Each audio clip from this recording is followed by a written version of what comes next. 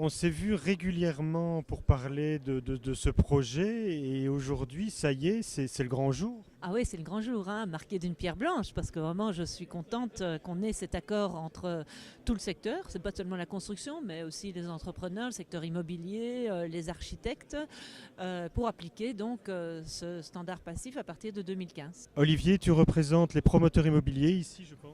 Tout à fait, je représente l'UPSI, qui est l'Union professionnelle du secteur immobilier. Depuis 50 ans, nous représentons les promoteurs immobiliers, les investisseurs ainsi que les lotisseurs belges. Comment est-ce qu'on se retrouve en tant qu'architecte ici à la signature d'un acte passif? On s'y retrouve d'une part parce qu'on représente les architectes qui agissent en région de Bruxelles-Capitale. C'est depuis 2004 qu'on travaille évidemment à ça, et puis on a vu que l'évolution se faisait bien sur Bruxelles avec l'appel à projet bâtiment exemplaire. La législation, on l'a prise en 2011, mais à partir du moment où vous prenez une législation, il faut évidemment que ce soit aussi concerté avec les différents acteurs, sinon la législation, elle est inapplicable. Je ne vais pas te cacher qu'au début, il y avait une crainte de la part du secteur de l'immobilier. L'arrêté du gouvernement a été pris au mois de mai 2011. À cette époque-là, il n'y avait pas eu énormément de concertation. Par la suite, nous avons tiré à la sonnette d'alarme avec d'autres fédérations. Par la suite, il y a une très bonne concertation qui s'est réalisée et donc le résultat, c'est aujourd'hui cette signature d'un accord qui nous convient absolument. Nous sommes les plus avancés en Europe puisque ce sera en 2021 pour les autres pays européens que ce standard passif est imposé. Donc on peut dire aujourd'hui que Bruxelles est en avance de 6 ans. Est-ce que c'est un standard bruxellois, un standard belge ou un standard européen? Il y a une base qui est acceptée par tous les acteurs et moi je dirais aujourd'hui, je la tiens à disposition des deux autres régions belges et puis des autres pays européens pour qu'ils calquent, puisque nous sommes les premiers, qu'ils calquent leur législation sur la nôtre. Premier égal exemple. Ah, premier égal exemple. Je crois qu'aujourd'hui, on peut vraiment être fier de dire que Bruxelles est pilote en la matière.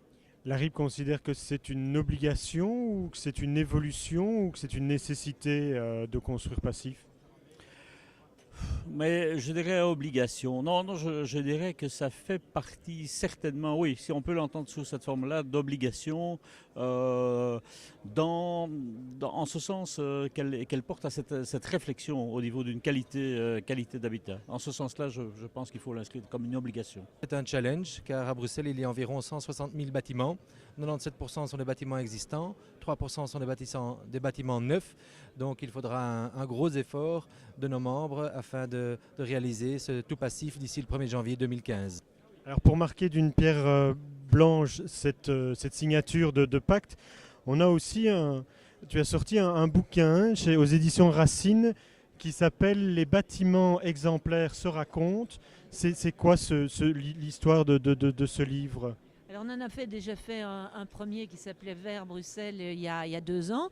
Et donc c'est à partir de l'expérience qu'on a sur les bâtiments exemplaires, avec des bâtiments qui sont déjà construits, d'autres qui sont donc prévus, qui sont en construction. On a repris sur plusieurs chapitres un petit peu l'histoire de ces bâtiments exemplaires, mais en faisant des liens. On a fait des liens par exemple entre bâtiments exemplaires, bâtiments publics, bâtiments exemplaires avec des exemples d'écoles, bâtiments exemplaires résidentiels, petites maisons ou bien logements sociaux. Donc là, on voit qu'on a une large palette de bâtiments qui sont passifs, qui ne sont pas uniquement des bâtiments, par exemple, de bureaux. Donc vraiment une large palette. On a fait le lien aussi, par exemple, dans ce livre avec patrimoine et construction passive. Est-ce que c'est compatible ? On voit qu'on a certains bâtiments qui sont des bâtiments classés. Le CPS, le bâtiment du CPS de Forêt est un bâtiment classé qui est passif aujourd'hui. On a fait le lien donc entre différentes thématiques et la question du passif au travers de ce très beau livre. Bon, merci beaucoup.